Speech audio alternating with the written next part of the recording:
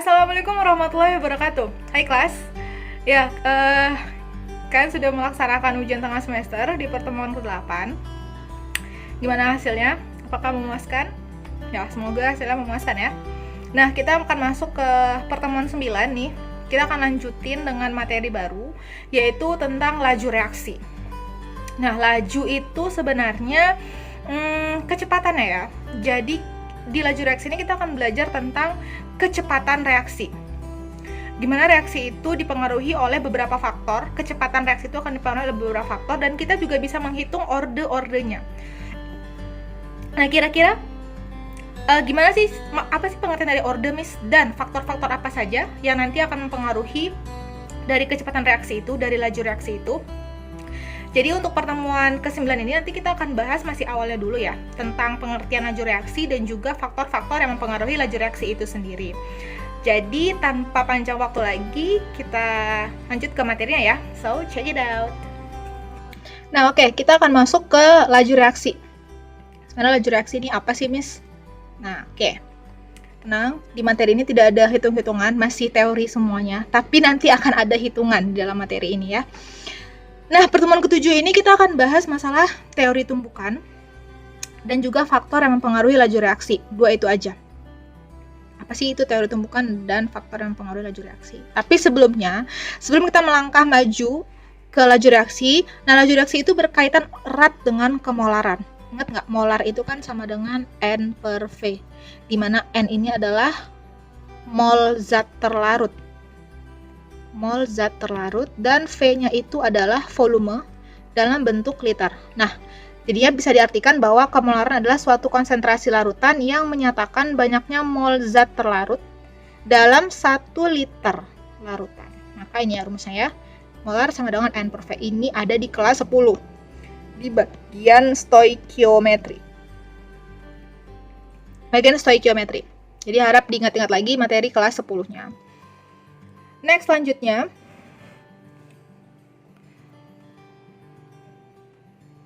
Nah, apa itu laju reaksi? Laju reaksi adalah berkurangnya konsentrasi per reaksi per satuan waktu atau bertambahnya konsentrasi hasil reaksi per satuan waktu. Jadi, yang namanya laju reaksi, kan ada namanya reaktan, dan ada namanya produk ya.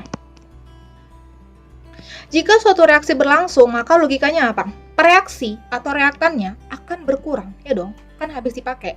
Sedangkan produknya akan bertambah. Contohnya misalnya kayak apa ya? Kayak kita mau ngebakar kayu, ya kan? Nah, kayu itu kalau pada saat proses pembakaran, lama-lama si kayu itu habis kan. Sedangkan yang muncul apa di produknya? Abunya, arangnya.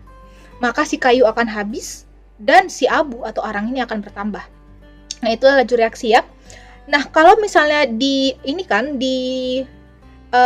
buat dalam suatu rumus, nah rumusnya gini, V sama dengan, V itu kecepatannya ya, atau laju reaksinya, itu sama dengan minus, karena reaksi itu akan selalu berkurang per satuan waktu.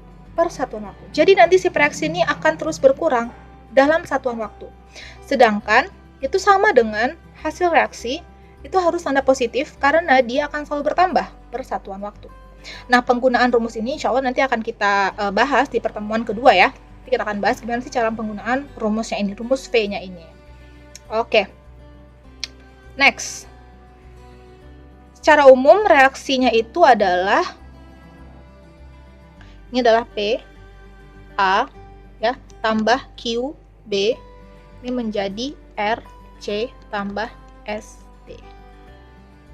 Nah, rumus nanti untuk penentuan orde, kan tadi ini sudah sampaikan ya, udah ada kode-kode bahwa kita akan menentukan orde di laju reaksi ini.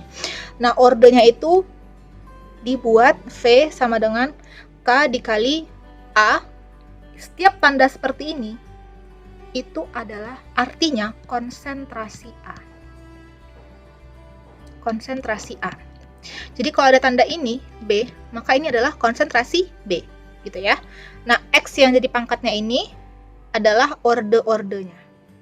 Miss, gimana cara nyari X, Y-nya itu? Tenang, kita nggak akan bahas ini. Ini hanya akan memperkenalkan dulu. Tapi kita nggak akan bahas ini. Kita akan bahas teorinya dulu. Oke, next. Teori tumbukan. Jadi teori tumbukan itu adalah suatu reaksi yang dapat dihasilkan apabila pada saat terjadi tumbukan antara partikel-partikel zat yang bereaksi pada posisi yang tepat dan memiliki energi yang cukup. Dan satu reaksi dapat dihasilkan apabila pada saat terjadi tumbukan antara partikel-partikel zat yang bereaksi pada posisi. Jadi tumbukan itu adalah benar-benar kayak bertumbukan. Jadi bayangkan gini, suatu senyawa itu kan terdiri dari partikel-partikelnya kan. Nah, partikel-partikelnya itu akan saling bertumbukan untuk menciptakan sebuah reaksi. Nah, itulah teori tumbukan itulah. Teori tumbukan itu. Nah, partikel-partikel yang bertumbukan itu pasti memiliki energi agar reaksinya terjadi. Nah, jadi itu ya sederhananya untuk teori tumbukan itu. Oke. Jadi dalam laju reaksi itu sangat berpengaruh ya, teori tumbukan itu sangat berpengaruh agar reaksinya bisa terjadi dalam suatu reaksi kimia. Nah, faktor-faktor yang mempengaruhi laju reaksi. Jadi faktor-faktornya itu ada konsentrasi, ada luas permukaan, ada kereaktifan zat pereaksi, ada suhu, dan ada katalis. Kita akan bahas satu per satu. Kalau konsentrasi, semakin banyak partikel atau molekul berarti semakin banyak peluang terjadinya tumbukan efektif sehingga terjadi reaksi. Iya dong. Jadi gini, semakin pekat dia, logikanya gini, semakin pekat maka akan semakin banyak zatnya. Sebagai contoh, semakin manis suatu teh manis, maka logikanya apa? Maka logikanya akan semakin banyak gula di dalamnya kan. Semakin hambar teh manis itu, maka gulanya akan semakin sedikit. Nah, itu dia, konsentrasi itu seperti itu. Jadi semakin banyak partikel atomnya, maka dia konsentrasinya semakin banyak atau semakin tinggi, konsentrasinya tinggi. Konsentrasi tinggi, maka berarti molekulnya akan semakin banyak, bahkan berarti zatnya akan semakin banyak. Itu dia konsentrasi ya. Jadi misalnya kalau kita misalkan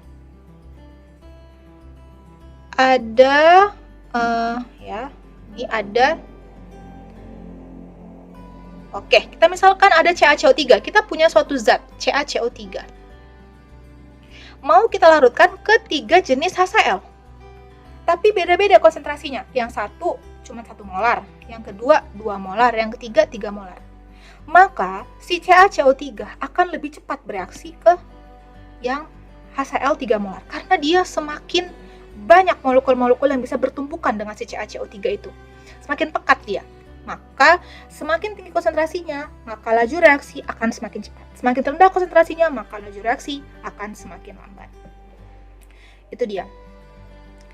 Selanjutnya luas permukaan. Semakin luas permukaan bidang sentuh, berarti semakin banyak peluang terjadinya tumbukan efektif. Nah, sebagai contoh, manakah yang lebih luas? 1, 2, atau 3? Nah, yang paling banyak adalah yang 3 ya. Yang paling luas adalah yang 3. Kenapa? Logikanya seperti ini. Ini luas sentuhnya cuma 1, 2, 3, 4. Cuma 4. Sedangkan ini ada berapa? Ini ada 1, 2, 3, 4, 5, 6, 7, 8. 2 kali lipatnya. Ini ada 4. Ini ada 8. Berarti di sini ada berapa? Di sini ada 16. Maka semakin banyak luas sentuhnya, semakin banyak bidang sentuhnya. Ini semakin banyak bidang sentuhnya, maka dia akan semakin cepat reaksinya. Contohnya,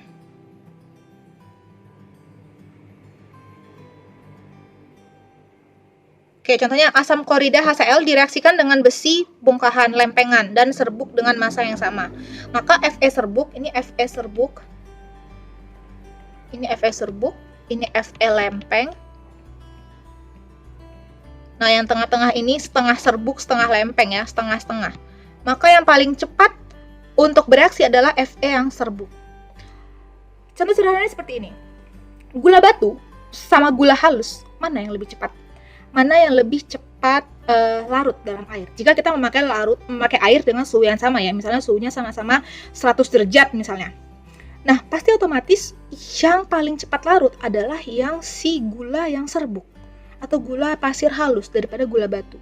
Lebih cepat larutnya dibandingkan yang gula batu kan besar tuh kan, itunya besar. Nah, itu logikanya ya. Sama halnya juga dengan reaksi kimia. Semakin kecil padatannya, maka akan semakin cepat dia larut ke dalam suatu larutan. Nah, itu dia. Fe serbuk tuh akan lebih cepat larut dibandingkan dengan Fe yang lempeng ya. Next. Kereaktifan zat reaksi. Semakin reaktif suatu zat, berarti semakin mudah melepaskan elektron sehingga dapat terjadi reaksi. Contohnya misalnya, ini emang harus dibaca ya. Nah, Na tambah air, Mg tambah air, itu akan lebih reaktif natrium dibandingkan dengan Mg. Ini ada hubungannya dengan sistem periodik unsur. Ini pelajaran kelas 10-nya. Sistem periodik unsur, silahkan dibaca lagi. Nanti kalau misalnya ada yang mau tanyakan, nanti bisa tanyakan sama Miss. Kita bisa ngulang SPU lagi, kita bisa ngulang pelajaran sistem periodik unsur ini lagi. Nah, bahwa si Na itu selalu lebih reaktif dari Mg. Karena Na ini dari golongan alkali.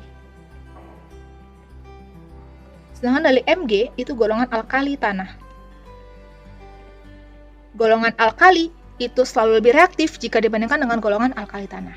Nanti kita akan bahas di sistem periodik unsur ya. Kalau misalnya ada waktu, atau bisa chat pribadi Miss, kenapa Miss alkali itu lebih reaktif daripada alkali tanah? Boleh. Ya, itu yang ketiga. Kemudian yang keempat, suhu.